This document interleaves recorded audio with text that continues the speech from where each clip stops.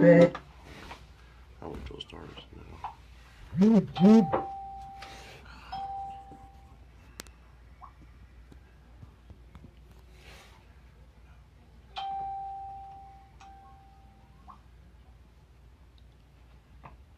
Is that your phone? Ding it.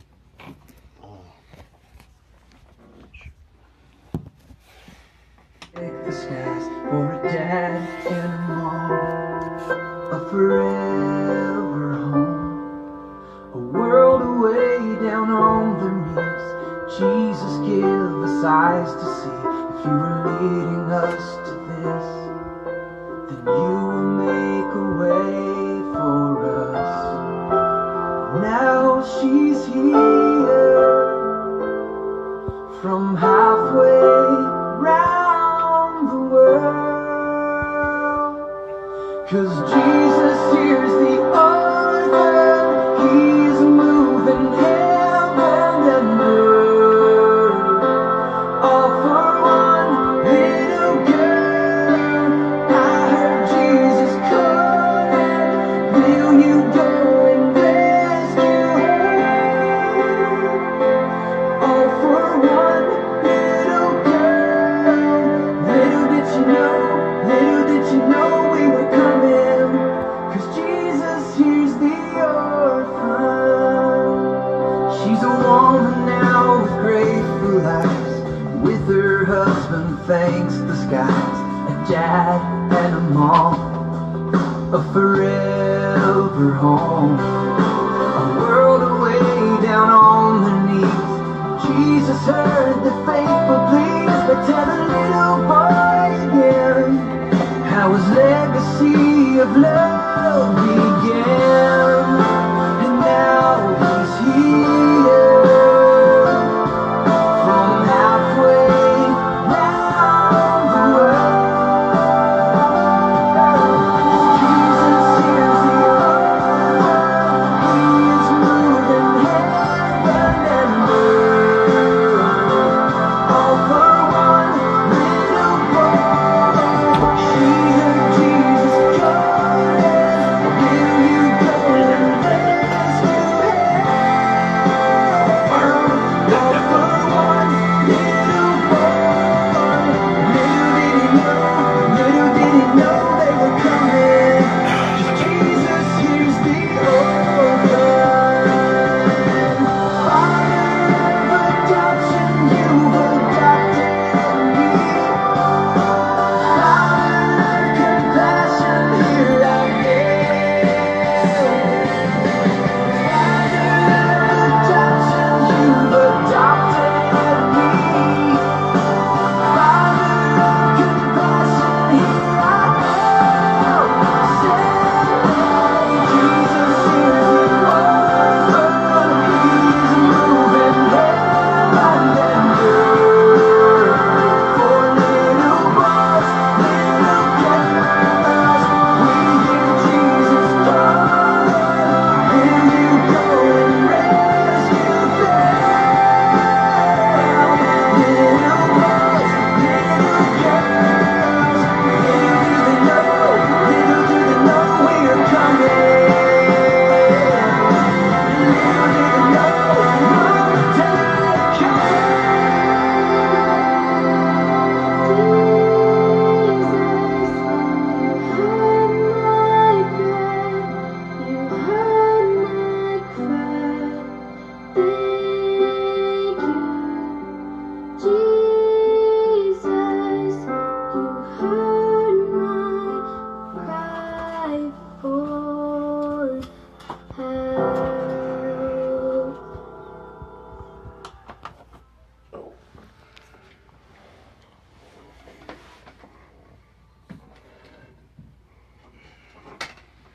All right, everybody.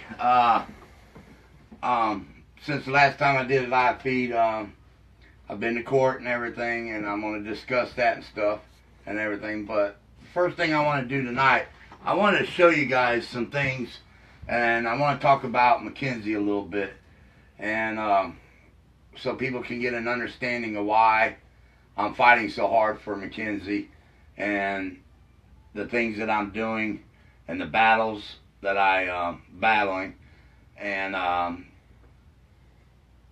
the reason behind all of this, and why I ended up investigating my daughter's homicide.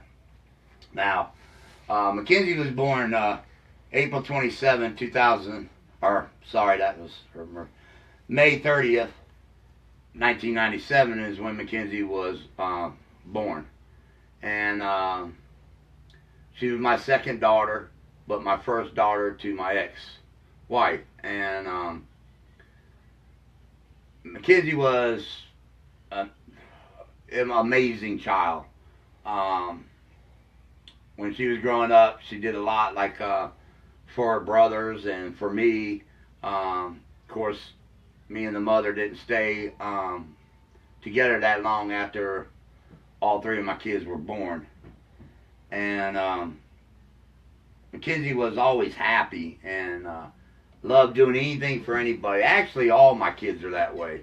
I raised them the right way. I mean, when my kids were at school and stuff, they always told their teachers, always told me that, you know, they always did a lot, and they're always helping others, and they're always doing things to help another kid in their classroom. And Mackenzie was that way. And I remember my daughter would come out to where I worked, and she would get money off of me, and she would say it was for her school lunch and stuff. And then I found out after she passed away that you know, Mackenzie was taking money and giving it to kids that couldn't afford lunches, and or they needed lunch money so they could eat. And that's what Mackenzie was. That, I mean, she never hesitated to do anything for anybody. She tried to be friends with anybody and everybody. I mean, this girl was so amazing.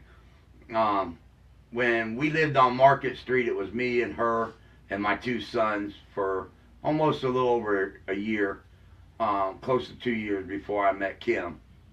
And man, that kid, man, she'd get up, man, and she would fix the kids' beds, make their beds for them. She'd clean their rooms.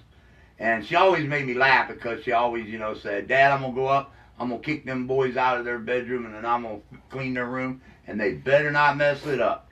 And I laughed so hard because that's how she was. And, you know, when you went into my little girl's bedroom, you didn't see stuff like dolls and stuff like that.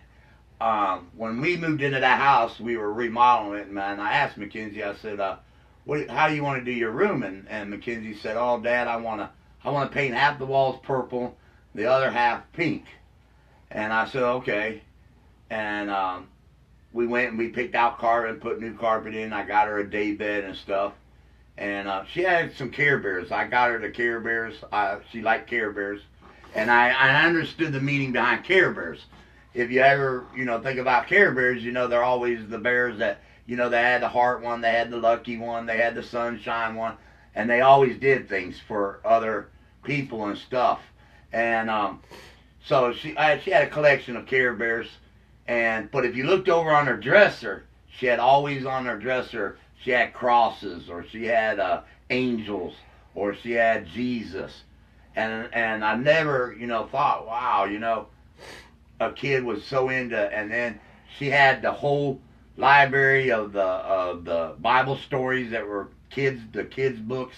Mm-hmm. And matter of fact, when Mackenzie passed away, at the visitation center where she had to go and visit her mom, the visitation lady there at the visitation center, Joy Stanford, she came to me after Mackenzie died, and she said, "Hey, I want to give you something."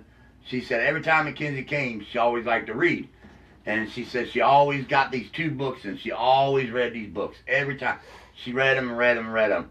And I said, "Well, that's nice of you." And she handed me the books, and I'm going to show you the books. One says, "God Made the World," and the story of Noah's Ark. And then her other favorite book was Jonah and the Big Fish. And that just shows you how much Mackenzie loved God, loved Jesus, and I know where my daughter is, and people sit there and say, you know, you got Marianne and them, the mother, and them saying, you know, let her rest in peace, leave it alone. This ain't what she would want. And I'm going to tell you, they're wrong. That tells me they didn't know Mackenzie. I did. Because one thing I didn't do is I never left my children. Never. When we split up one time, my children were left in a motel room.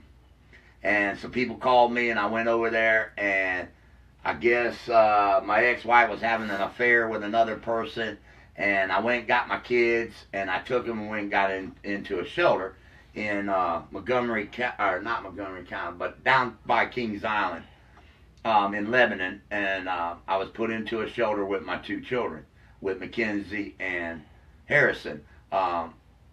Douglas wasn't born yet. And we stayed there about 6 months, and I went to court. I was still fighting custody of my kids, and I had to come back to Fayette County for court. And I had a warrant. I had a warrant for my arrest for child support. And when I won custody of my kids, when I walked out, Marianne had notified the sheriff's office and said I had a warrant. He's going to be in court. So when I come out of court, they arrested me immediately, as soon as I come out of court. So my kids were left at a daycare center, and I had to give up where they were at and stuff. She went and got them. Well, while I was locked up in jail in Cincinnati in Queensgate, she never visited me, never came, never brought my kids to visit me. But my ex-wife, the one I owed the child support to, and my daughter from that came every day and saw me, visited me every day. And she finally went to the courts, and she told the courts, she's like, we didn't ask for child support. This was something the state of Ohio did. And we share my oldest daughter is Amanda. We share everything we do together. And so they dropped it. I didn't have to pay child support or anything. And but according to Marianne, it's a totally different story. And I don't know how she would know my life. Like I said, you know, she never even visited me or not. So I went back to the shelter, and when I got to the shelter, there was like 4 letters. And I have those letters. God, I wish I'd have got them out, because I would have loved to read them to you about the little white fence and the picket fence and the little white house and how she wants to be a family and how much she loved me and missed me. But remember, this is the lady that just put me in jail after my custody hearing. And so of course me, you know, I gave in, I fell in, and I came back to Fayette County. And this is the guy's honest truth. The night we're sitting there on the couch, and she said, I got something to tell you. And this is my first night back, you know, because one, I wanted to be with Mackenzie and Harrison, because she had them, because I was incarcerated. And when I got back, she said, I need to tell you something. She said, I'm pregnant. And that's my son, Douglas. Now, I'm going to tell you how cold-hearted she is. Now, Douglas was born, and we stayed together till he was 4 years old. And then that's when she went to a bar, and she met the boyfriend she's with now. And I'm not allowed to mention his name, but everybody's familiar with who he is. And she met with him and did the same thing over again. And but all these years I'm raising my son, and when we went to court, she wanted me to take a DNA test to prove he wasn't my son. That's how cold-hearted she is. Now, my son Douglas is 18. He's graduating. He's lived here all his life with me. I've never questioned it. I've never asked if he was or wasn't mine. Here's what I believe. I signed that birth certificate. I love my son Douglas Branham. I believe my son Douglas is my son. So when we went to court, I told Judge Hammond straight to her face, you ain't getting my DNA. I ain't giving you my DNA. I've raised this kid since he was born till he was 4 years old. I'm getting custody of all 3 of them, and I don't care what your courts think or anybody. You ain't getting my DNA. I consider him as my son. He is my son. He has my last name, and that's how I feel. And that was the end of it. That was the end of it. Judge Hammons had a lot of respect for me. It was never asked about it again or anything. But that, I'm just showing you what kind of a person she is, but also what me and my kids went through. And so after that happened, then, like I said, the CPO she keeps talking about, protection order. Now this protection order, I'm going to tell you, it's fake. I have never put my hands on her, ever. And when I say I have never put my hands on her, I mean I have never put my hands on her. She has put her hands on me. She's cut both my ears, busted my nose. I had blood on me, my shirt torn and everything.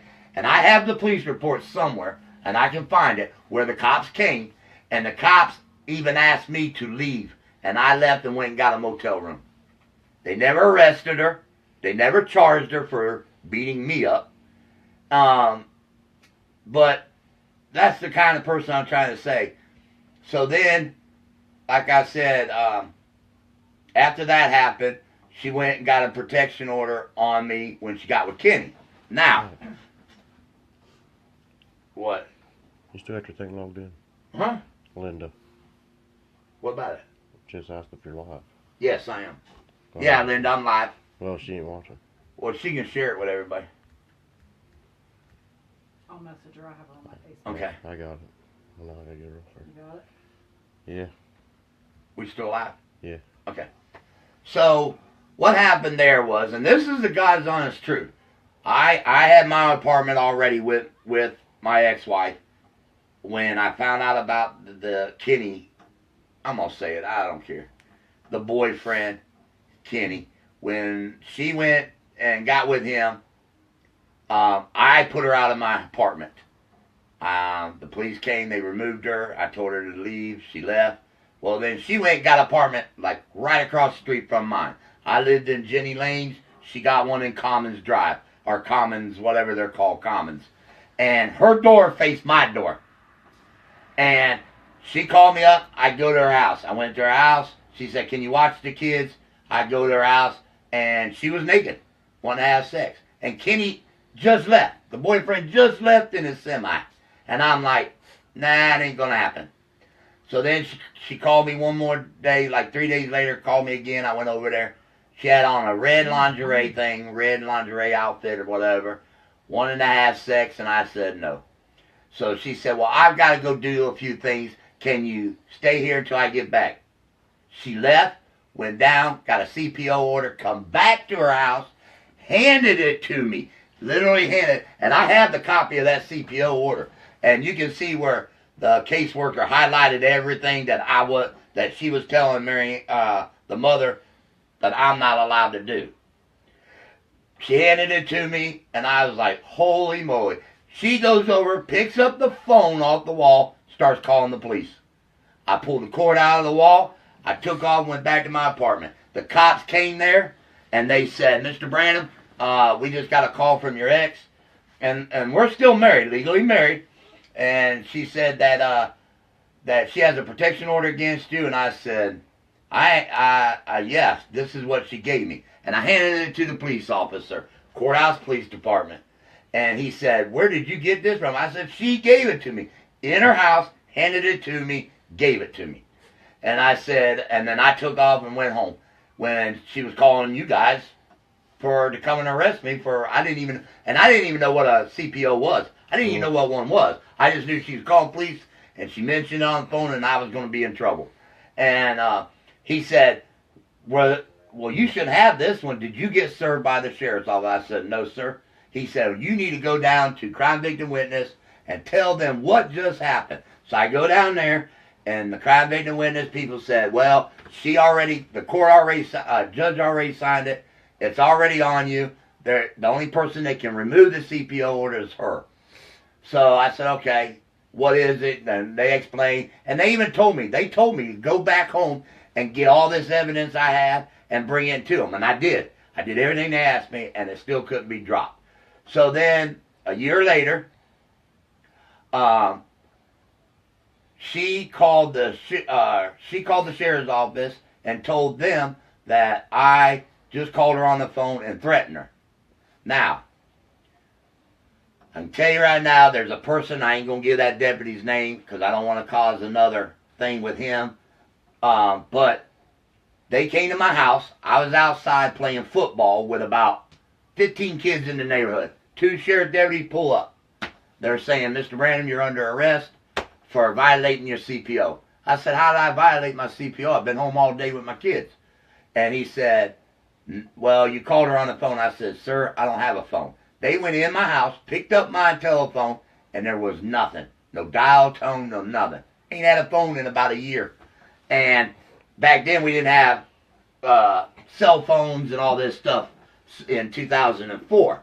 So he called dispatch and they told them that I didn't have a house phone. There's no way for me to make that phone call. And the person in charge, which was a sergeant, which is related to the boyfriend, said, well, he's got a warrant. It's already been issued. Arrest him. So I was arrested, taken to jail. They called Stan Brown, who was my probation officer, and they told him, and he said, get him out of jail. She just left crime victim witness, asking them to drop the CPO order, had the documents signed, and we had a court date coming up. And then 2 hours later, I was arrested. And she was dropped, and she just 2 hours before I was arrested, just went into crime victim witness, signed the paper to drop the protection order. Because I had custody of the kids, and she wanted the family back together. But then 2 hours later, I was arrested. So we went to court, and Judge Pontius was the judge. We walked in the courtroom, and he said, Mrs. Branham, do you want to still proceed with this and drop the CPO? She turned around and looked back, and the boyfriend was sitting in the chair, and she said no. And it stayed with me. So that's the only violation I had. They dropped it down to a disorderly conduct where she put on that new protection order she's asking for in Miami County. She put on there that I'm above the law and I do whatever I want to do, and that's not what it was. That's a lie. Because like I said, she came to my house when this protection order was on me. She came to my house a dozen times, picked me up, took me out to, well, I know the town now, New Holland, because back then I didn't know what the town, but there's a baseball field somewhere in New Holland, I don't know, somewhere up there. But she took me there. She kissed all over me, hugged all over me, told me she wanted the family back together, took me to Deer Creek, same thing, took me to Hyman Park, same thing, another day. Even my kids were in the car asleep, 2 o'clock in the morning. She takes me to New Holland to a ball field. That's the God's honest truth. I have no reason to lie. I'm just showing you what kind of a snake she is. And I just found out that my son just did a live video, and I didn't know about it until people were calling me and telling me he was going live, and I watched it. And if you heard my son's story, you can see what I'm talking about. This is how she does. And she promises things, and then if you don't do it, you're going to pay the price. And she's good at what she does. I've got evidence where she's drawn up, I swear to you guys, man, she even drew up false custody papers, removed her boyfriend's name was on, I've got the court papers to show you, time-stamped and everything with the purple stamp, not black, purple, where it was handed to me through the court, where Kenny, the boyfriend, was never, ever allowed around my kids at all. And not only Fayette County made it that way, so did Montgomery County. And she took it and removed his name, faxed the paperwork to the Fayette County Sheriff's Office. They read it, told me there was not, that then an officer came to my house. He said, Donald, I know this is something they write with this. And it was faxed to us. Can you go get the original? I went and got the original. And that officer started reading both of them, and he's like, wow, she removed a lot. This is a document, court order document. She fraudulently went on, changed, removed people's names, and even faxed it to a county sheriff's office. Never was charged. Never was charged. But when we went to Montgomery County, the judge knew what happened, the judge knew what she did, and the judge hammered it to her. And she didn't get what she was in there to get, which was she did another protection order, added my son to it, and it was dismissed. And like I said, this is the kind of person she is.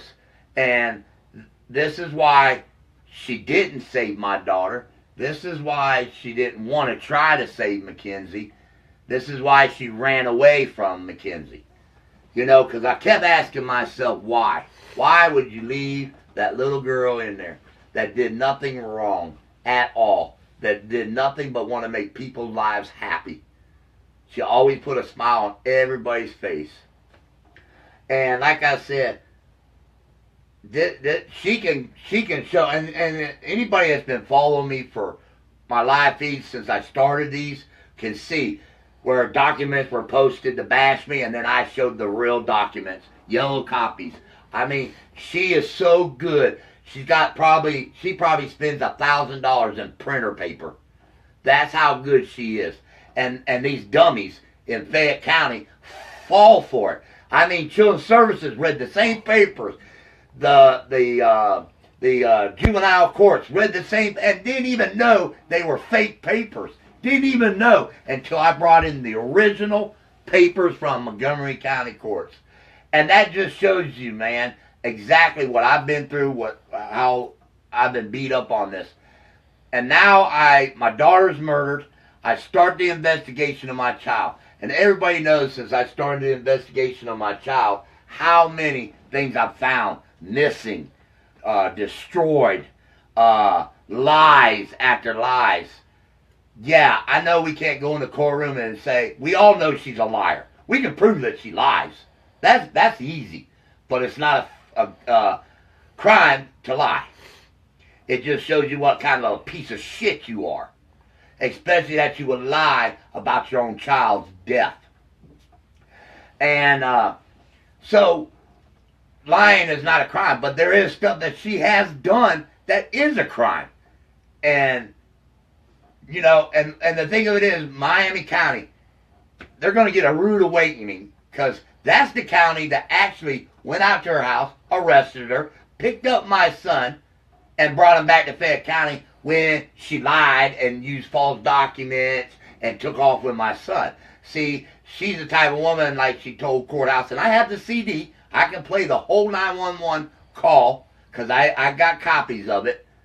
And the cop even says, you need to bring him back.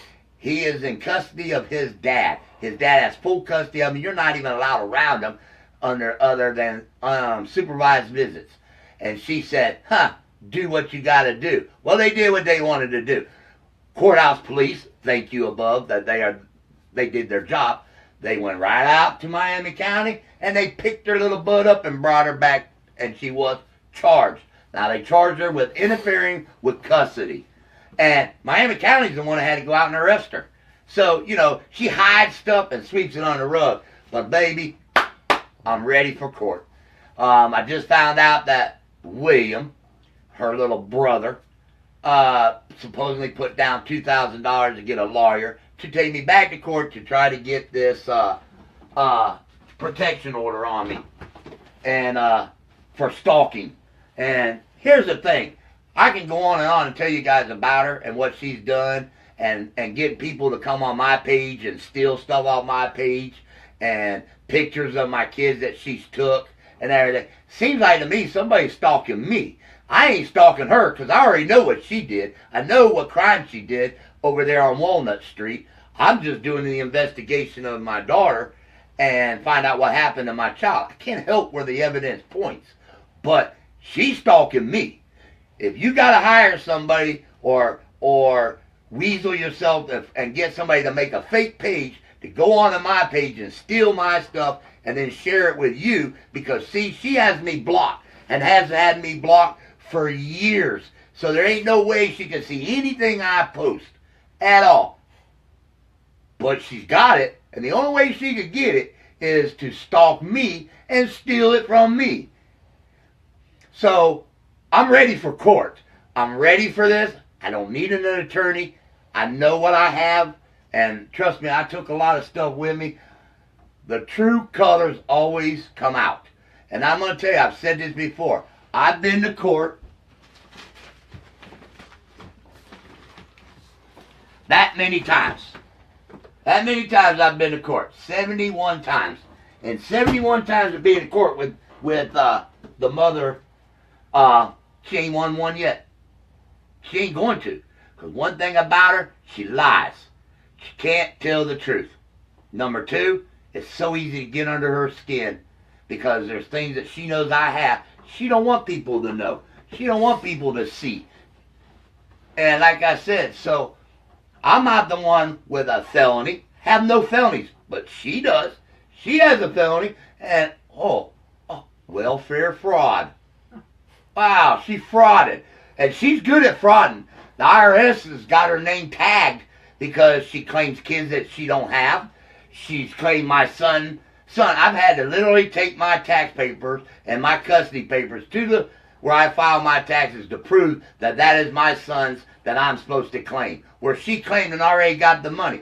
And that's another thing too. That's what I can't stand about the IRS is that's the problem. You report them, you show what they did, and instead they tell you on the phone, well, we ain't going to file no charges. What we'll do is we'll wait till she files taxes next year and then we'll get our money back. But then that's what hurts all the people that work and then pay their taxes and file their taxes the right way, have to wait on people like her that corrupt and fraud the IRS and take money that ain't hers. That's the reason. And the IRS needs to take their asses and they need to stop doing that shit. They need to start charging these people that fraud them. And they need to, because fraud is fraud. It's a crime. It ain't no different. You know, like I said, if I'm going down the street and I don't have a driver license and I get pulled over and they give me a ticket and I got to go to court, okay, why is that any different than committing fraud? You know what you're doing. You're lying and you do it anyway, but then you just want to pat them on the hand and sweep it on the rug, and those taxpayers have to pay for that. We had to pay for that. Just like this year. Everybody that had children had to wait till the end of the month to get their taxes because of people like, and y'all can thank her, because that's who did it. She's the one, claims kids that ain't hers. And I swear to God, I have every bit of that evidence on file. Every bit of it. Who claimed my son, why they claimed my son, and how they lied. I've got it. I'm not worried about her taking me to court. Ain't worried about it. Don't scare me one bit.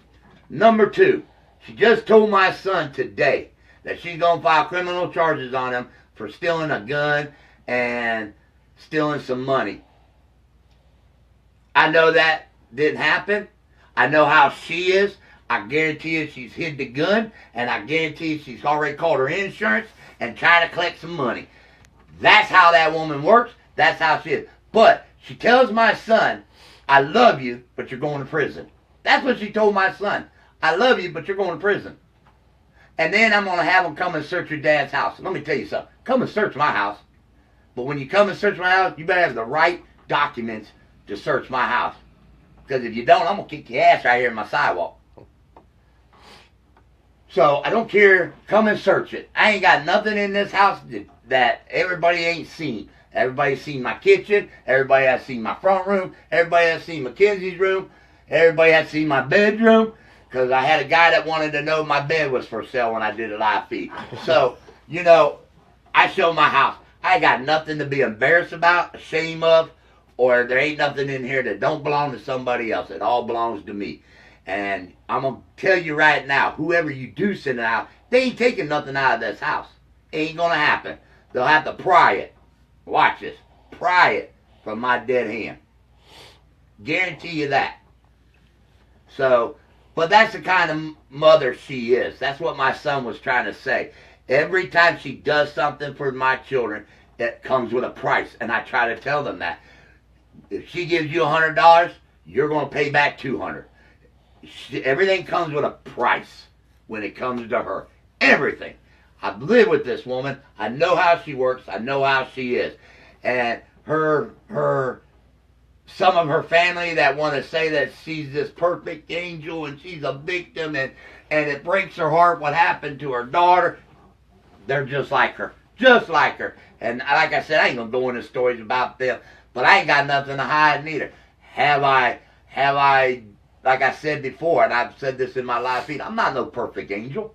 Never said I was. Never said I had a good sleep. But I don't have a felony. Never had a felony. Never been charged with anything as far as doing something to a child. And I guarantee you one thing, I didn't leave my baby in my house because it wouldn't have happened. So, like I said, Mackenzie, man, she is so happy and so grateful for what I do. I know this. And when you're a father and you bonded with your children, when they pass, you feel them. You'll feel it in your heart. You'll feel that presence of them.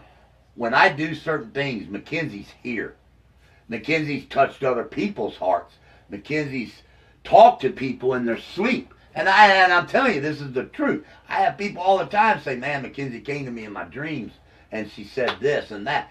And man, just because they're gone doesn't mean you forget them.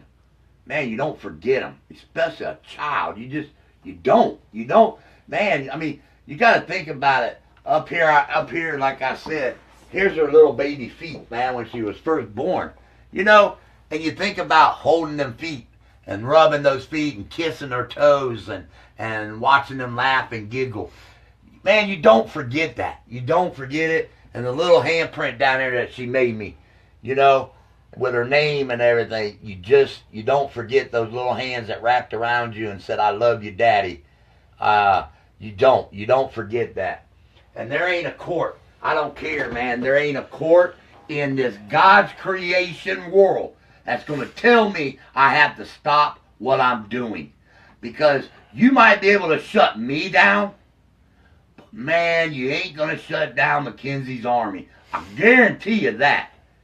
So you would have to file 1 million protection orders to shut us down. It ain't going to happen. 1 million protection orders. You know, so that's a lot. That's a lot of people that you're going to have to find. You're going to have to stop them from going live. You're going to have to stop them from telling Mackenzie's story. It ain't going to happen. I guarantee you it ain't going to happen. So, as far as her being afraid of me, she ain't afraid of me. 3 weeks ago, she picked up my son right here in front of my driveway. 3 weeks before she filed. And let me tell you something. To know what I know about my daughter's death, you pull up in front of my house. Don't show me that you're afraid of me. Number two, I've never been to where she lives, and then I just found out that I say that she lives in Tip City, and she don't technically live in Tip City. It's called something else, and I'm not going to mention it, but it's not even Tip City. I've never given her address. I've never given her work's address, but she's been to my house. Uh-oh, who's stalking who? She came to my house. She drove the hour and was in front of my driveway. Now, last year, she came and parked in front of my house, called the police on my son that did the live feed last night, and told him that he stole a phone that she mailed to both my sons, a phone, and wanted to report that he stole it and try to get him arrested. Well, guess what? My son didn't get arrested. Number two, I told the cop, you know, he needs to learn the law. That's a civil matter because it was a gift. If a judge decides that my son had to give the phone back, that's for a judge to decide, not a cop. And the cop walked down the driveway, went right to her truck, told her to get out of here, and he left. But she was right here, again, in front of my house. Matter of fact, she's been on a street just over many times. Just a street over. Who's stalking who? I'm trying to figure this out. I've never been there. Never went to Tip City or any of that area except for the day I had to go to court. So, who's stalking who?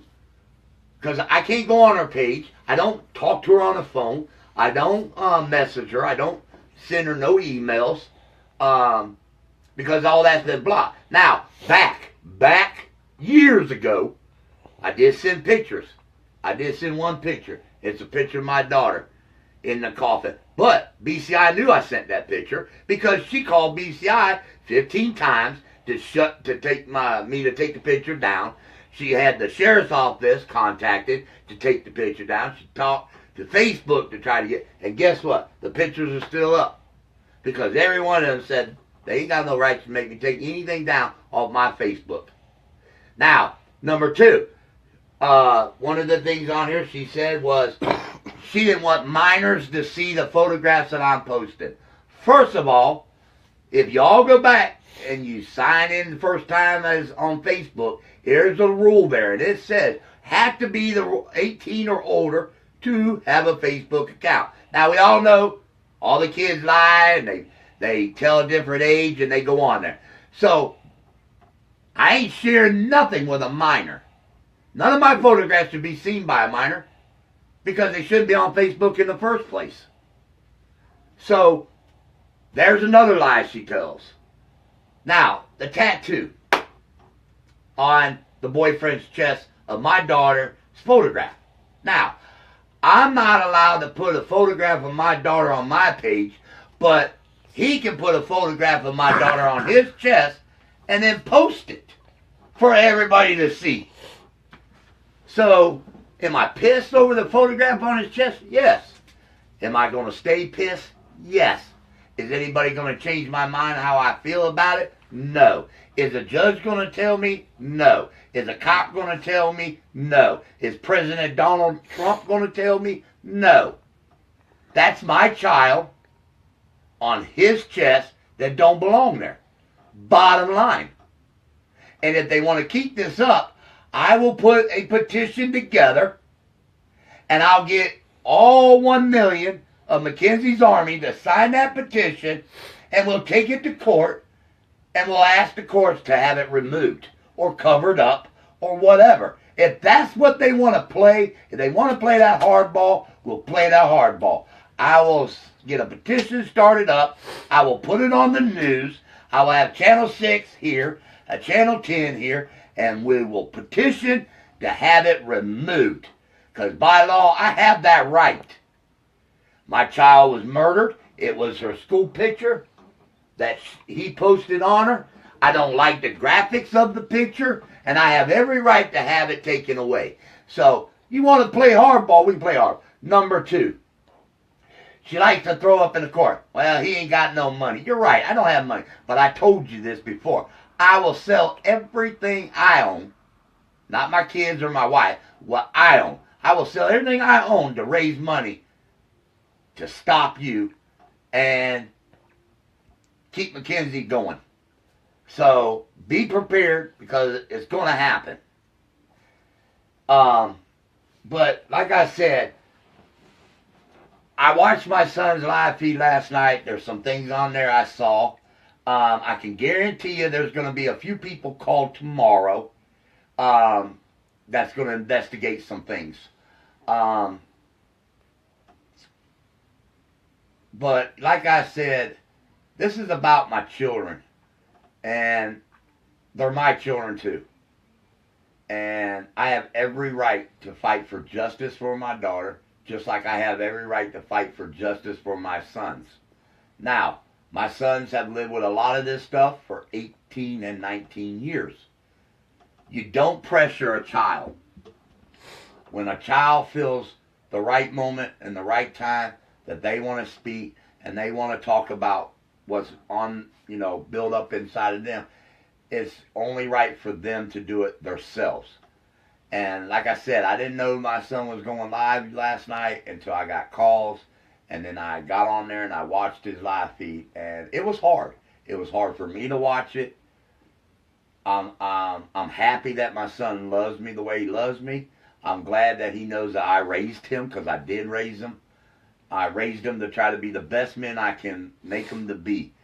Once they turn the age of 18, they become an adult, and you can only do so much as a parent. and you try to give them the best directions to where to go.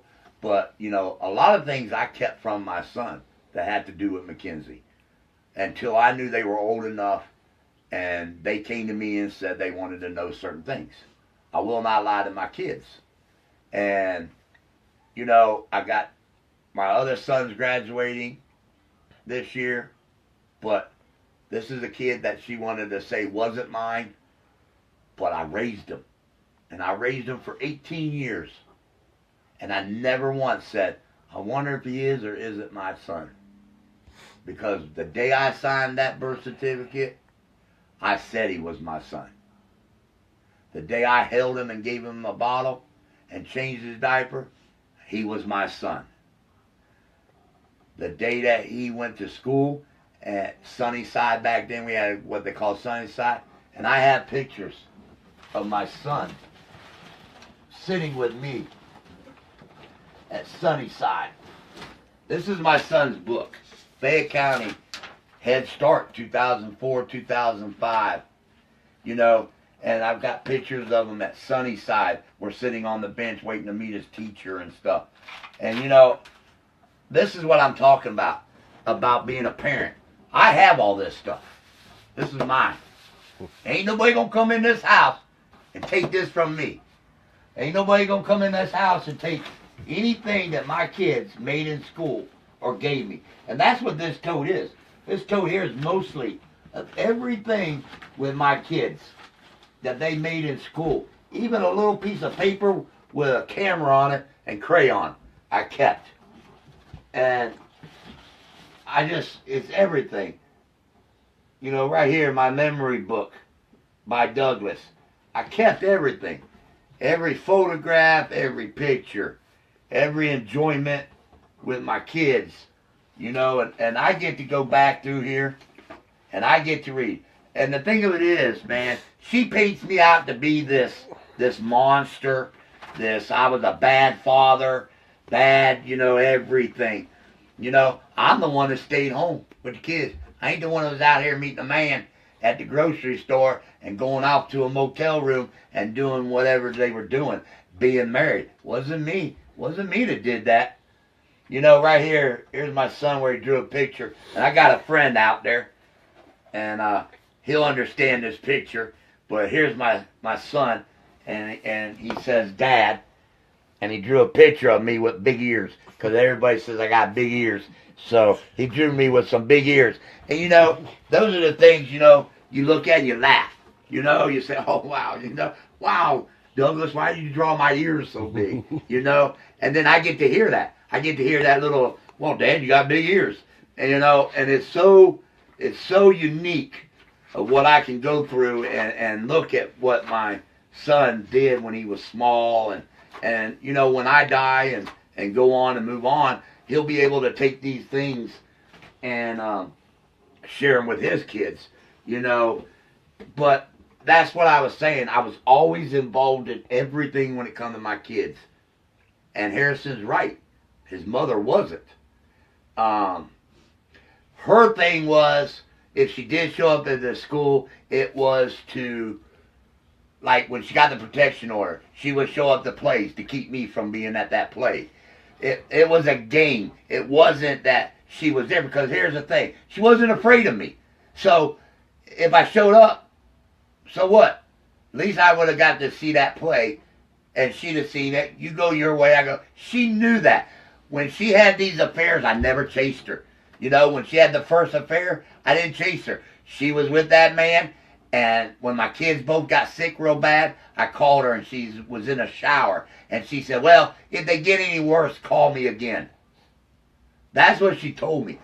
But I didn't go chase her. I didn't go look for her. Because you know what? I always thought in my heart, I said to myself, oh, there's a better woman. There is. There's a better woman out there. Somebody's going to appreciate the man I am. Somebody's going to appreciate that I have custody of my kids. And somebody's going to appreciate that I love my kids. And I said, there's somebody out there. Somebody out there is going to love everything I do. Yeah, like I said, I'm not the clean, every man and woman has arguments. Every man and woman yell. Every man and woman says things that they regret. It is. There is no such thing as a perfect marriage. There's not. There's always something that you're going to look at your spouse and say, ooh, that, why did he wear that ugly shirt? Or why is he dressed like a bum? So, I mean, like I said, but the thing I always taught myself was I never leave my children. Even though me and the mom couldn't get together, you don't leave your child. You be every part of their life you can be. And I always told the courts a lot of times, if you always stay out of it sometimes, the parents will get along a lot better. Court systems and lawyers that don't know you, they're going after the gun. So they throw stuff out there and they cause a lot of the problems that the kids don't see because they're not in the courtroom, and then they don't understand why mom and dad come out of the courtroom and hate each other. Me and my first wife, her name was Kim too, we got along. We had our differences and stuff, but we always got along for our daughter. And we became best friends, and we talked about a lot of things. And still after, when Mackenzie died, she was there. She was there, and my new wife, Kim, liked that Kim. And they talked, and she always asked, how's he dealing with this? How's he doing? And that's how it should be. If I'm right, the statistics say that there's 2 women per man on earth. So if you can't get along with the first one, there's another one out there. Why chase something? Why beat on something? And that's the thing. I caught her. I caught her cheating in my own house. I caught it. She knows it, but I never did anything to her like she's trying to make it out to be. I left. I always left. Always left. And I can prove that because I've got 7 kids and 4 women. I never, you don't want to be with me, see ya. There's somebody out there that will. But I never left my kids. I never stopped being their dad. So, and I get along with everybody but this one. And like I said, she lies about a lot of stuff because before my daughter died, we were getting along. She borrowed money from me. I gave her the child support check back to her because it wasn't much. She only had to pay me $15 for 3 kids because she was a bartender. And so we were getting along until my daughter died. We got along until, I can tell you when the actual time it happened, when we stopped getting along. And that was when we were at the funeral. When I was at my daughter's funeral and she didn't want to hold her child and didn't want to be there with me, I knew something was wrong. I knew that's when my flags went up. And one thing you got to understand too, this is Mackenzie. This is her supposedly daughter. This is my daughter. Ain't no man, ain't no woman, ain't nobody going to divide getting justice together. And she's the one that didn't want to do it. She's the one that has fought all of this. She's the one that didn't want to go sit in the sheriff's office with me and try to figure out what happened to Mackenzie. Because I swear to God as my witness, I invited her many times. Let's go find out what happened. And her exact words always was, kiss my ass, was the first words out of her mouth. Number 2, Mackenzie wouldn't want this. Let her rest in peace. A child ain't resting in peace because somebody out there hurt her. Somebody out there did terrible things to her. So when you can stand there and look at me and say, I'm not going to come on this side of the fence with you because my boyfriend don't like it. You know what? That boyfriend can kiss my ass. He's a nobody. He didn't give birth to her. He didn't father her. He didn't feed her a bottle. He didn't change her diaper. He didn't even do it with his own child. So why would you let that man stop you from getting justice of Mackenzie? There's only one reason. Only one reason. You would stop me. And like I said, my son told a lot of stuff. It was heartbreaking. But I'm glad that he did what he wanted to do. I'm glad he got stuff off his chest and out of his mind. He's going to feel a lot better. That's why I do the live feeds I do. Because why sit around and let all this build up in me than to share it with the people that love Mackenzie. And that's why I do what I do. I share everything with all you guys because I know how much everyone loved that little girl. Now, why it's not getting out to Dr. Phil, he did contact me because I've seen some people were posting that. But the thing of it is, a lot of these, and I keep saying this to everybody, a lot of these TV shows will not do a show if the other party refuses to go on there. I'm not the one refusing. Trust me. I will be on that show like that. And it ain't for fame, it ain't for money, it ain't for none of that. It's for that little girl. It's for my little Mackenzie Taylor Branham. That's why. And to get to the bottom of what happened. Because some of these shows have lie detector tests on them. Some of these shows get to the bottom of certain things. They see what, I'm going through. And, but I'm not the one refusing. And there has been 2 shows that contacted me and then contacted me back and said, the other side refuses. So, as long as she refuses, it ain't going to be a show. But, I sat back and I thought, too, I've been doing these live feeds for a year. 1 year I started doing live feeds. January in 2017. And she never, ever had a problem. Well, I mean, the family always got on there and bashed me, and it was always about money. And if you ever notice that, that's the truth. If you guys would ever go back and look at her stuff she posts, it's all about money. It ain't about Mackenzie.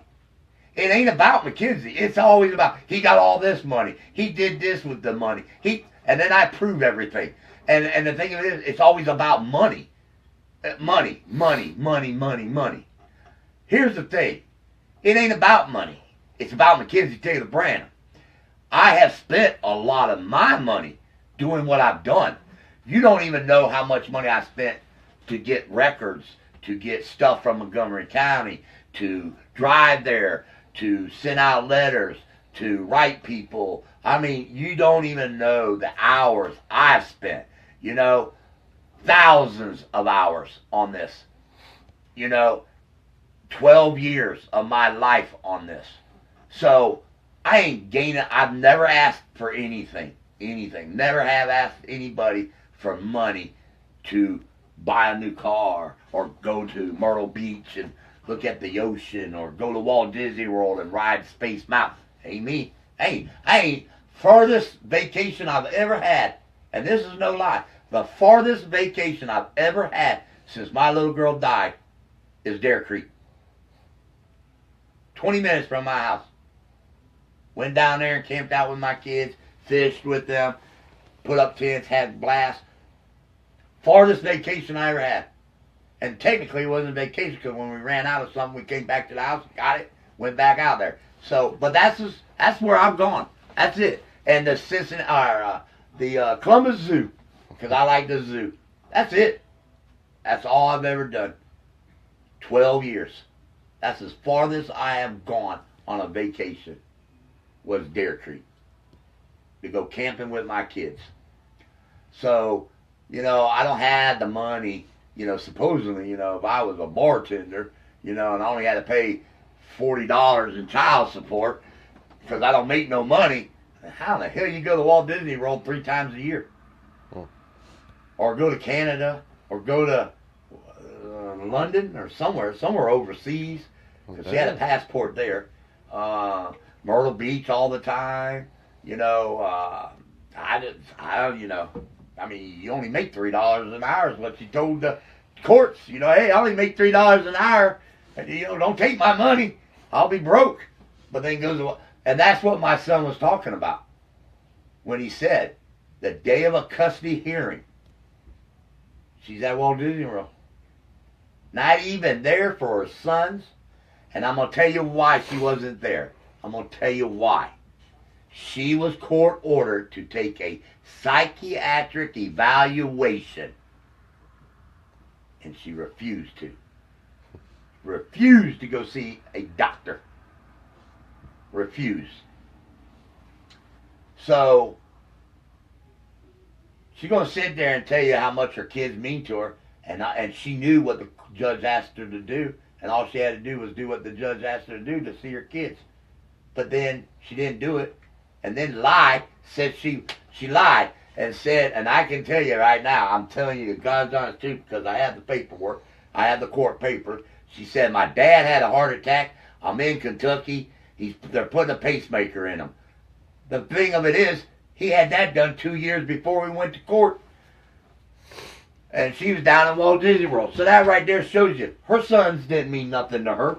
They didn't mean nothing to her. That tells you right there. And I told y'all too, you know, when my daughter died, and my 2 boys were home with me, and they were at a funeral, and they didn't understand what the world just happened to their sister, and they're 7 and 8 years old. They don't even have the concept to what just happened. It's like you understand how much weight just fell right on their shoulder. Somebody that they played outside with, somebody they played hide and seek with, somebody they, you know, hugged and kissed on and went to school with and walked to the bus stops, and she did her homework with them and made their lunches and all this stuff, man, just got taken away just like that. From a 7-year-old and a 6-year-old. And that vacation was so important. And you never thought up here in your mind, man, I wonder what, and I'll show you. You guys, here's a photograph. I'll show you a picture. Well, can you get it up there, Sean? Yeah, There's a picture of Christmas where we were making cookies. That shows you how close my children were to each other. That's how close they was. That's right. We were, because every year at Christmas, I make Christmas cookies, even with my kids. And I tell you, this is no lie. I have probably 300 cookie cutters. My wife has cut me off from buying cookie cutters. But I enjoy that. I've got pictures of us coloring eggs. Holidays are a big thing to me. I always tell my kids there's Santa Claus, and I always tell my kids there's an Easter Bunny. And I always tell, well, not the Tooth Fairy, because nowadays they want $5 and $10. So kind of Tooth Fairy kind of flew out the window a little bit before I go bankrupt. But, you know, I try to give my kids that the imagination that, you know, even if they're in their room and they're talking to somebody who ain't there, so what? There's nothing wrong with that. You know, or the kids want to go and like I said, we always do Easter eggs. We always do cookies. Mackenzie's Christmas was Mackenzie's biggest holiday. She loved Christmas more than anything in the world. And she would come home and tell where kids would say, there ain't no Santa Claus. But you know what? That kid never told me once, Dad, there ain't no Santa Claus. She believed in Santa Claus. Because, you know, as a parent, we always do the little tricks, you know. Even like Easter. My kids, you know, I would take a flower and put it on the floor and stamp little feet to their Easter baskets. And, you know, that's what I did. You know, people can make fun of me all they want to, but I enjoy my kids. And I always have those memories of watching them, you know, get up and come down the stairs and see footprints and wake me up and say, oh, Dad, the Easter Bunny was here and we see feet. Man, you guys don't understand the enjoyment of that. And Mackenzie had that kind of imagination, man. She really seen far into things, and that's all I have left. I have 8 years of a memory, you know, and I made a promise to Mackenzie that I wasn't going to let her die, and to me, she's not. I didn't let her die, and I still see the memories, and when she does certain things, you know, I know she's there, and that gives me one more memory. You know, just like this exhuming. You know, the mom and that side of the family think that was the cruelest thing I did. And, but it was to get answers.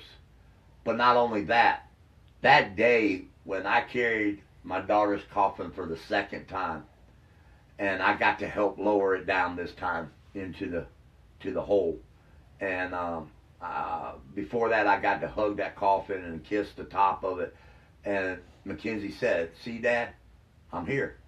I'm still alive." She gave me one more day with her. And a lot of people don't get that opportunity. They don't get to, once you put them in the ground, that's it, But she did. She gave me one more day. And she reminded me that day. And a friend of mine, Chrissy, made me a necklace, because when we were there, down about 6 inches into the dirt was a quarter shining. And it was a hint. And it was something that my daughter wanted. And now I have it as a necklace. And it was 6 inches in the ground.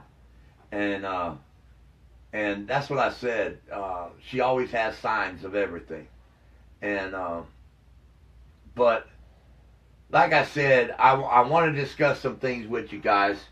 And one of the things I want to do, I want to show you guys, is, let me get this set up here. And you'll understand what I'm saying and everything. Okay. So, I'm here today to speak for someone who can't be here. To sit home and tell you guys what happened that night. And that's Mackenzie. Okay, and like I said, so I'm here today to speak for someone who can't be here. To sit here and tell you what happened in her own words. A young child, only 8 years old, who could have been your daughter. And you got to think about it. This could be your daughter. Who trusted her mother with her life. Who trusted her mother for protection.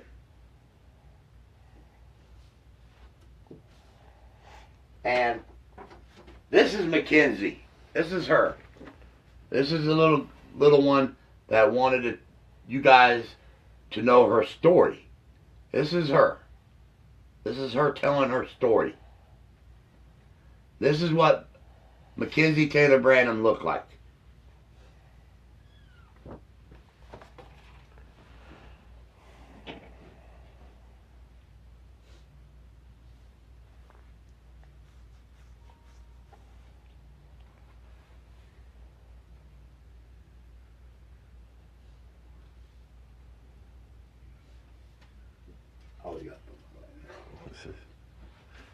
I stand here for Mackenzie, who was murdered at 8 years old. I hope you all remember how she was, full of hopes and dreams, and how she was after her mother left her in the house. And that's the thing. This child was full of hopes and dreams. I'm telling you, my daughter would have been somebody. She would have been somebody really, really would have been. And I know she would have been a great mother because, like I said, Mackenzie helped me with my boys. She helped cook dinner.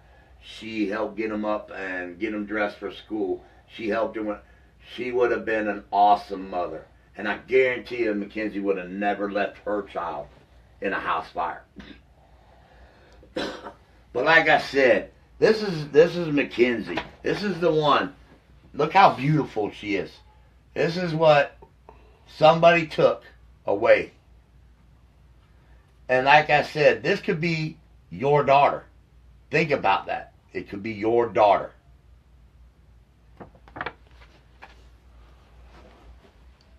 This is Mackenzie. This is what the mother, this is it. This is what Mackenzie is now. This is what they did. This is what somebody did that night to that child. And I don't care what kind of court system there is. You're not going to stop me from doing what I'm doing. It ain't going to happen.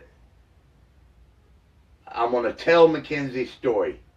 Because that's what this is. This is Mackenzie's life. This is her telling you what happened to her, what she's been through. like I said, I got poems here. This is stuff that Mackenzie made. Here's a pumpkin that she made in school. Here's a poem that she made and wrote on a pumpkin. And it says, every Thanksgiving, me and my sisters help my mama fix dinner. I like the banana pudding. It's good. She invites everybody in the family. Behind me, right here, she wrote a Santa Claus. Dear Santa Claus, Santa, I've been nice this year. My brothers had not one to play with, so I played with them. Then I helped my other brother get dressed. Then I helped them get up in the morning. Here's where she's telling her about all the good stuff. Here's another one, all about butterflies, from Mackenzie Taylor Branham. Here's my book about everything. You know, this is the child that somebody took the life from. And I sit back and I think, how as a mother can you not want justice for your child? How can you not want justice? You know, here's a Christmas. I told you Christmas was her favorite. Here's the Christmas tree by Mackenzie Taylor. It was a cold day, and then a family came in and picked me up, took me home.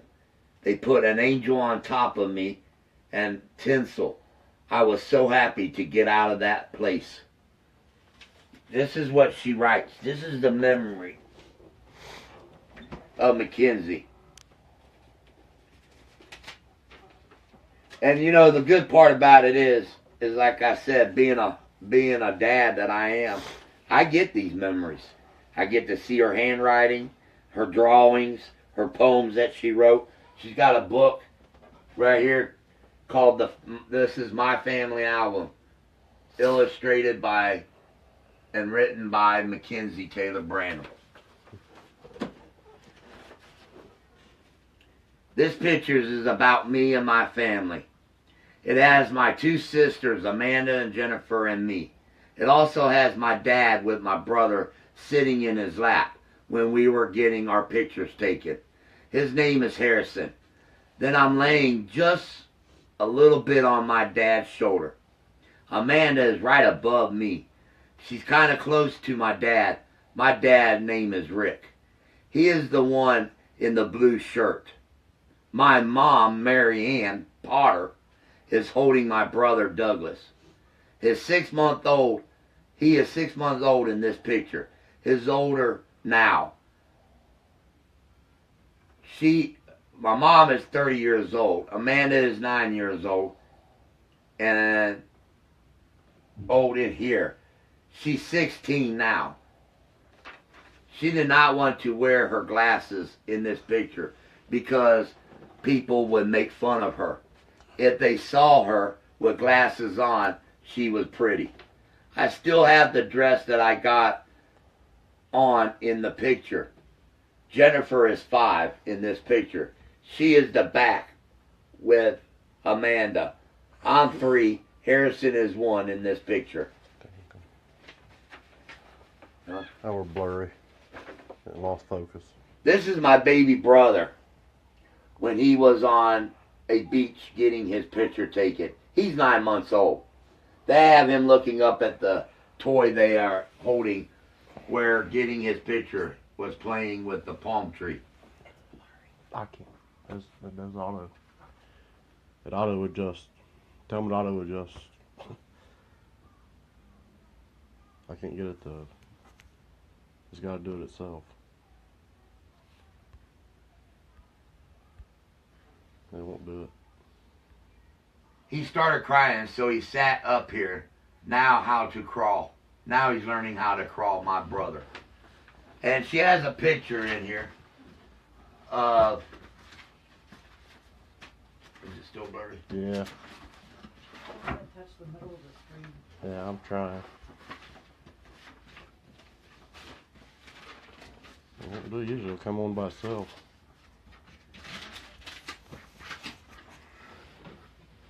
There it goes. Now we're good. All right. Sorry about the blurriness. Not the cameraman's fault. But like I said, she has a picture. This is, like I said, she talks about her family. You understand that? She talks about me. She talks about her mom.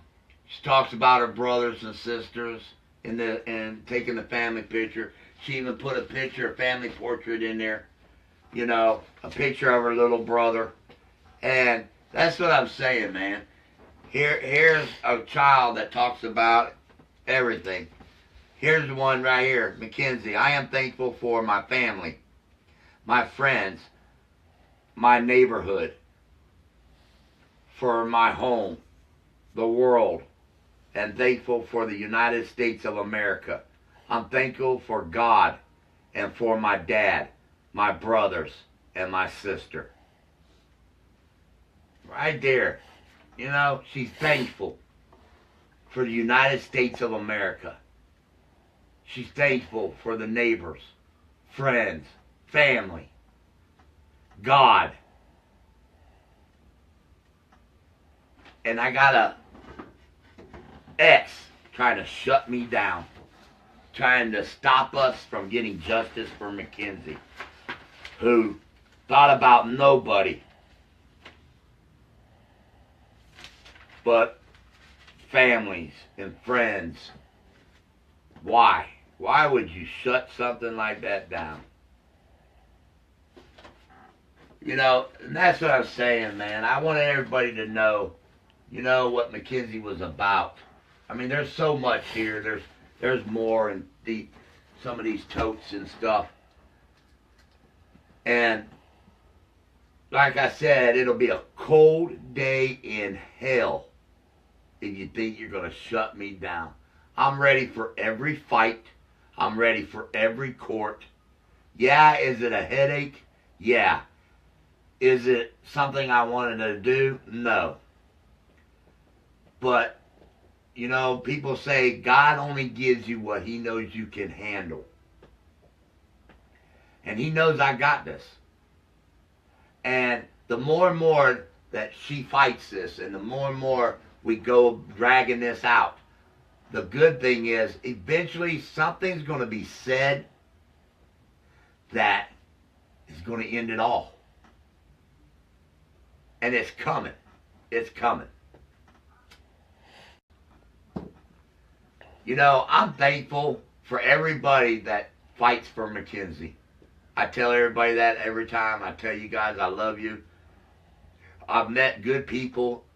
You know, yeah, it's sad what happened to my daughter, but there's a reason. There's a reason Mackenzie's got people here at my house. There's a reason she gets me on these live feeds. There's a reason that she wants me to share her story. There's a reason now that people that I've never met in my life are now like family. There's a reason, and that reason is right there. Mackenzie Taylor Branham. That's the reason. And like I said, I'm ready for every battle. I'm ready to go back to court. I've never filed nothing to pull her to court. So I'm familiar with this. I'm used to it. You know, the only hardest part of that court, the hardest part, it ain't the judge, it ain't the cops that stand in there, it ain't the lady typing. The hardest part of going to court is I have to look at her. I have to hear her voice. I have to hear her lie to the courts to shut down Mackenzie Taylor. Whatever she can do to shut it down. Now, when I went to court that day, and I'm going to let everybody know this, because I can talk now. When I went to court that day, she had a whole SWAT team there again. You know, she goes immediately to the police. She tells them she's got court, and that I'm gonna do something, something might happen, and all these cops come, all these cops are there, and I'm sitting there, and the law enforcement are wonderful people, man. Miami County, wonderful cops, very respectful. I don't know if they believe their story or not, but they treated me with respect. All of a sudden, the elevator opens up. 3 people come off that elevator. 3 people came off that elevator. That was the mother, the boyfriend, and the uncle who failed the lie detector test twice. Now tell me that we were there for a protection order. No, we weren't. We were there because those are the 3 that I have been telling everybody is involved in Mackenzie's death, and right there showed it bigger than anything. Those 3 being, my son wasn't there, her daughter wasn't there, the 2 that was put on the order, they weren't there. They weren't there. Because, see, she told my son, if you show up, I'm going to put you on the stand. And then she told my son that she wanted him to lie on the stand.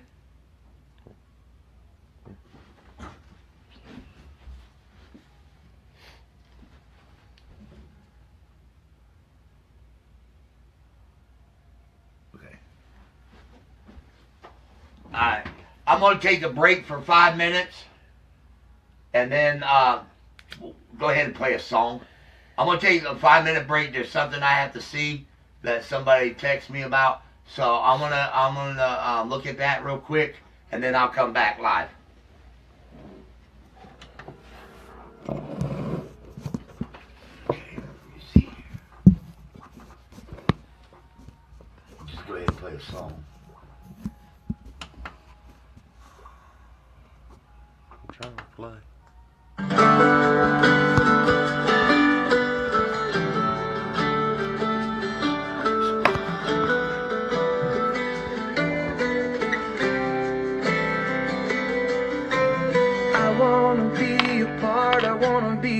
Part somebody finding love, somebody finding love unfailing. I wanna be a part, I wanna be a part of somebody finding life, somebody finding life everlasting.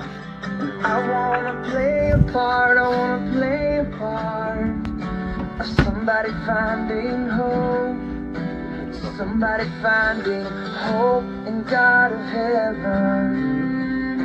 It's my desire, Lord, you would use me, change somebody else's destiny.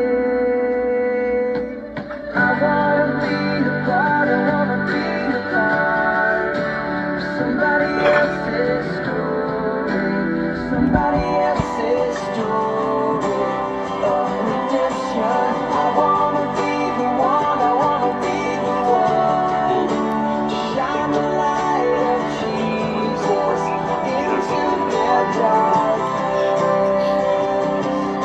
So lead me to that someone, I pray. Lord, I wanna bring you glory in somebody else's story, somebody else's story.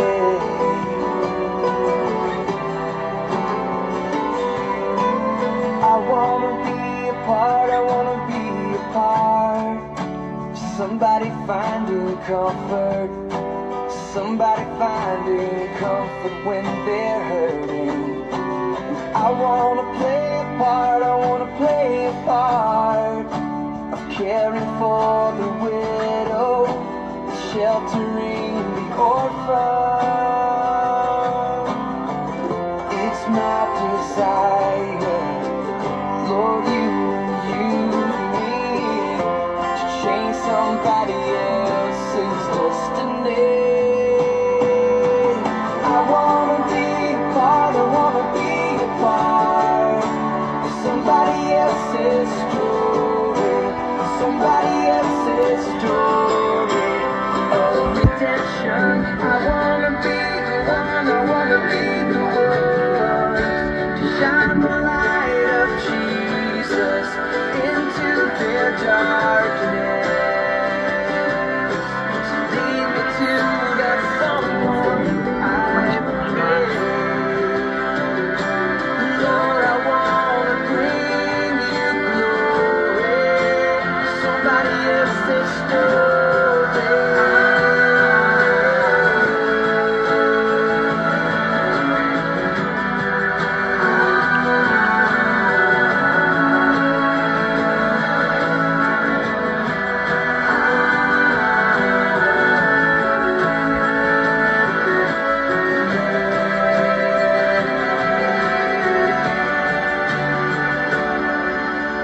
I wanna be a part, I wanna be a part of somebody else's story, somebody else's story of redemption. Yeah, when that song's over. This hope in me was not meant to be contained inside. I've gotta give it away, give it away. This hope in me was not meant to be contained inside. I've gotta give it away, give it away. 'Cause I wanna be a part, I wanna be a part of somebody else's story, somebody else's story of redemption.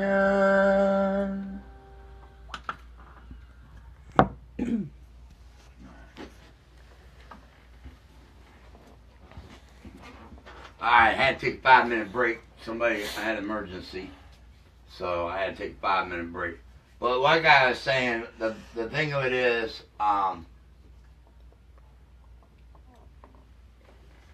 everybody has to remember this is about Mackenzie, and they're not going to stop me from what I'm trying to do. They can send the law here. They can search my house.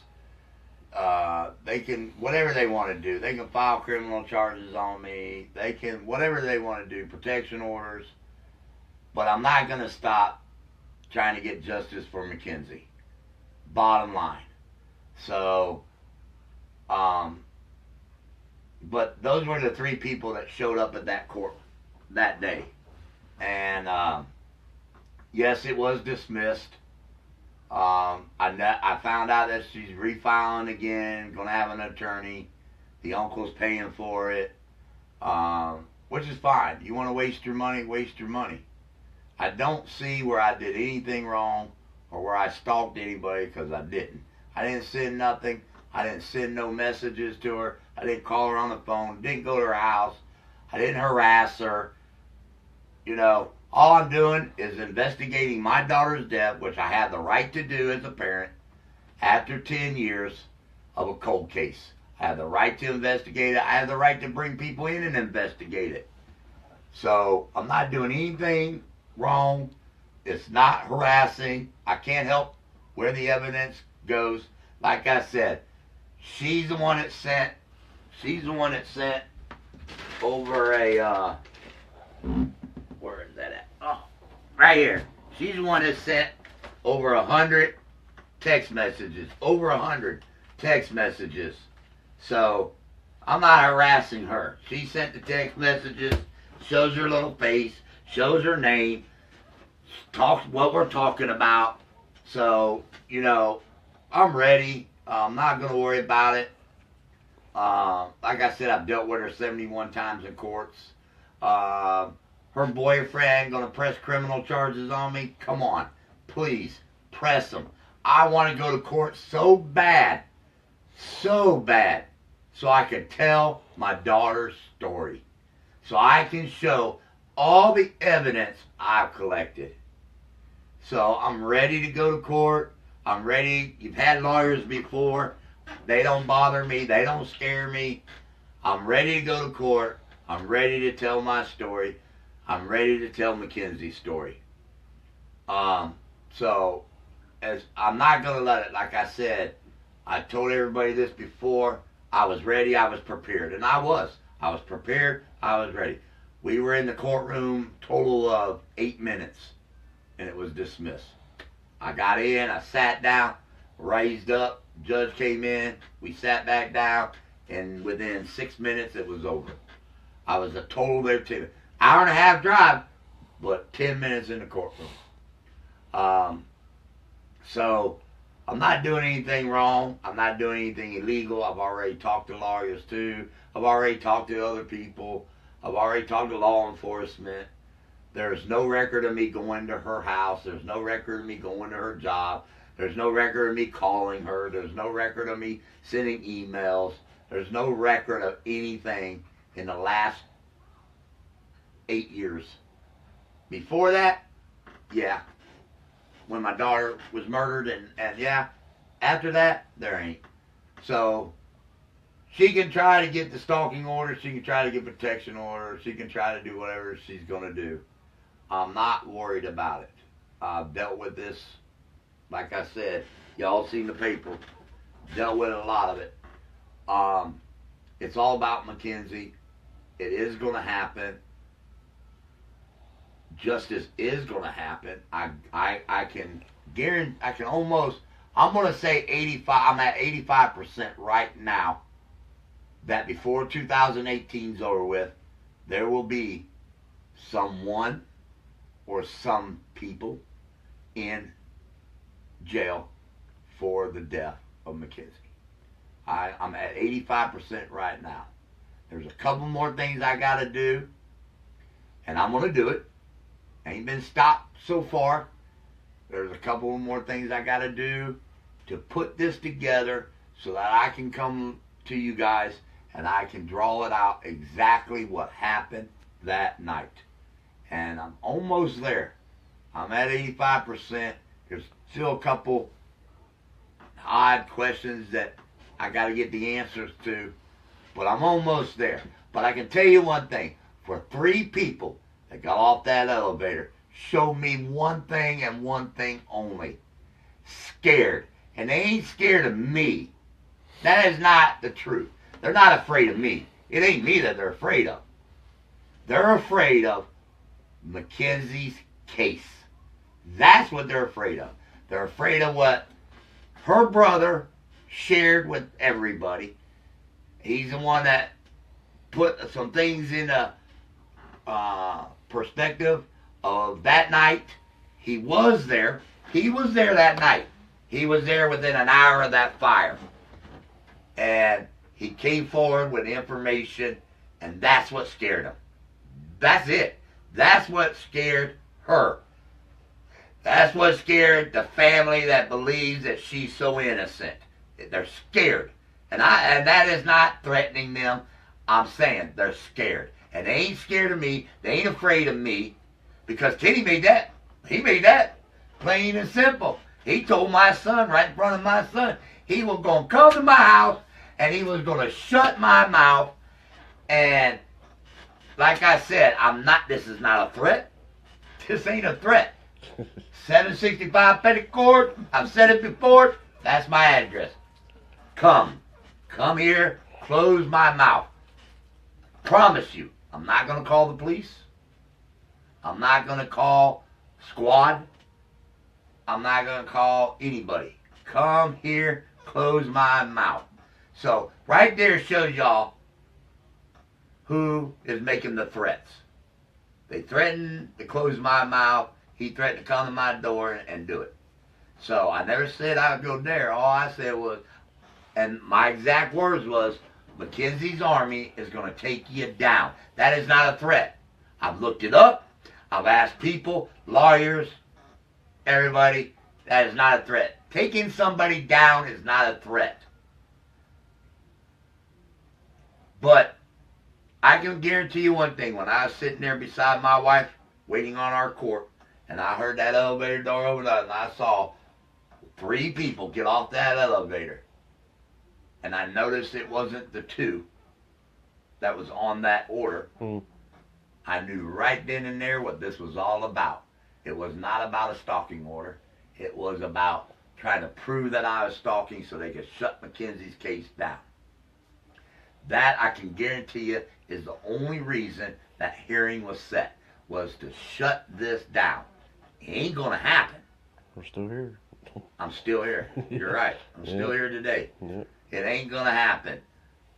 All I can say is you should, if you didn't do anything, if you had nothing to do with this crime, and you had nothing to do with Mackenzie's death, then you would be on this side of the fence fighting for the same thing I'm fighting for.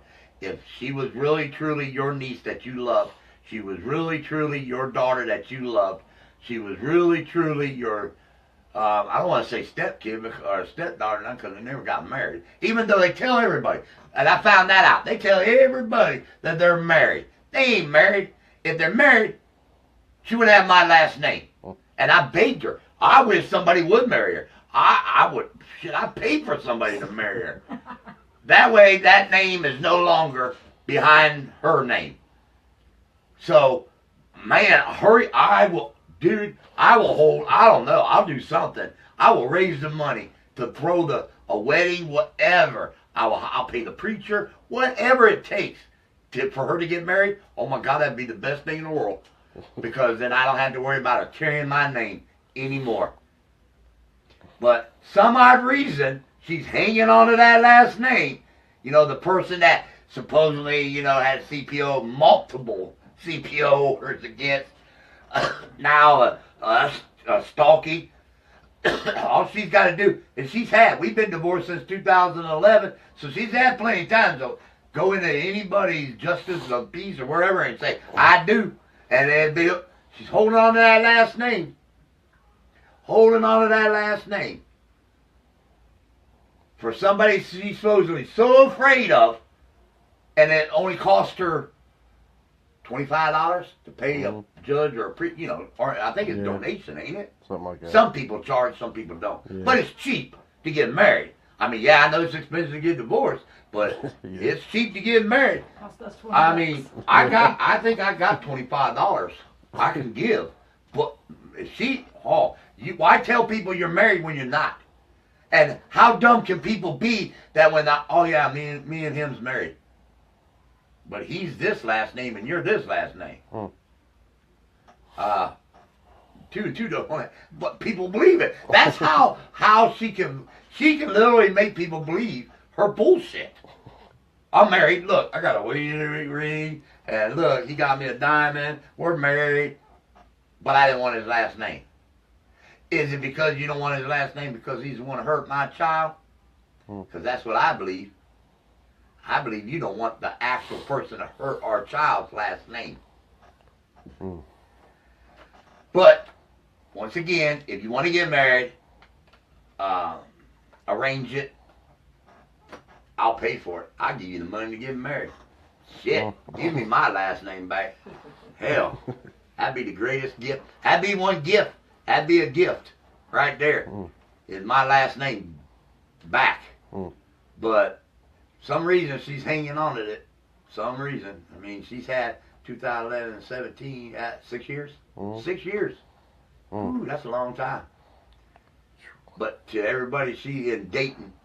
I'm going to say Dayton. See, because Dayton's a big area. Yeah. Or, well, let's say Ohio. Yeah. Oh, my God, I gave her address out. I said Ohio. Yeah. Okay, so in Ohio, she still has my last name. So, you know, she can send out an email. You know, she could do a Walmart thing where people can send her gifts. Yeah. Register. I'll be the first one to send her a gift. I got 5 on it. So, like I said, I'm not going to give up on Mackenzie.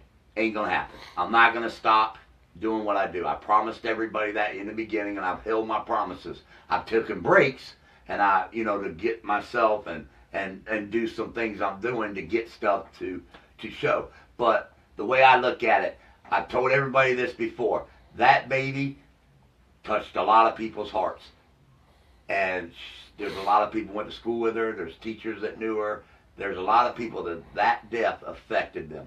And they have every right to know exactly what I know. They have that right. just because I'm the father doesn't mean everything should be just private and me only. Man, there's a lot of people that don't understand what happened that night. And they deserve to know. They deserve everything I know they deserve. You know, just like I try to tell the law enforcement and all that. The people need to know this too. It's not fair to them. It's not fair to them. And Mackenzie would want it that way. And so, like I said, I love you guys. I'm not going to stop. Mackenzie's army is strong, strong, strong, strong. And it's getting bigger every day. It's getting bigger and bigger every day. And I'm proud of both of my sons coming forward and saying what they needed to say. I know that's a big step. But they did love their sister. They don't understand it. Like I said, they were young. And now they're getting older. They're seeing things and asking me questions about things. And I'm not going to lie to my kids no more. They're not kids. They're not children. They're adults. And they have every right to know just like anybody else. But I'm glad to know a lot of things. Like I said, that's my kid. That's my daughter. And I know she loved me. And I know if something happened to me, and that's the thing. I know if something happened to me, that child would have fought hard just like me. I guarantee you she'd have fought to find out what happened to me. And I owe that to her. I owe that to her, is to get justice for her. We owe that to her. We do. And everybody that mishandled something or didn't do something right, they have to sit back and think. You know, like I said in that letter there, that could have been your daughter. How would you feel if that was your daughter? So, like I always say, Mackenzie always says, tonight, kiss your children, tell them you love them. Even you dads out there, tell your child you love them. Give them a hug, give them a kiss. Forget that pride, because pride ain't going to get you nowhere. Tell your child you love them. Give them a kiss. Your sons, your daughters. Pick up the phone. Call your son. Call your daughter. Tell them you love them. Because tomorrow you never know what it's going to bring. So I just want everybody to know what happened in the court. It was dismissed. I'm good to go right now until the yellow and black uniforms bang on my door again. And other than that, I'm good to go. We can still keep moving forward with Mackenzie. I appreciate everybody tonight logging on and seeing the live feed. I wanted people also to know who Mackenzie was, what it is about Mackenzie, why I'm fighting so hard for Mackenzie. And like I said, this is my house. This is Mackenzie's room. Ain't nobody gonna come through that door and tell me to take anything down or shut any of this down. Now, if you want to pay my rent, my electric, and my water bill, then you can come in here and tell me to take it down. Till then, you ain't telling me shit to do with this. And I can guarantee you that. If I got to go to jail every day, because like I said before, I will go, I will come out, and I'll start my live feed as soon as I come out of the jail and get my hands on a cell phone. I'll be live. And you can turn around and walk me right back into jail.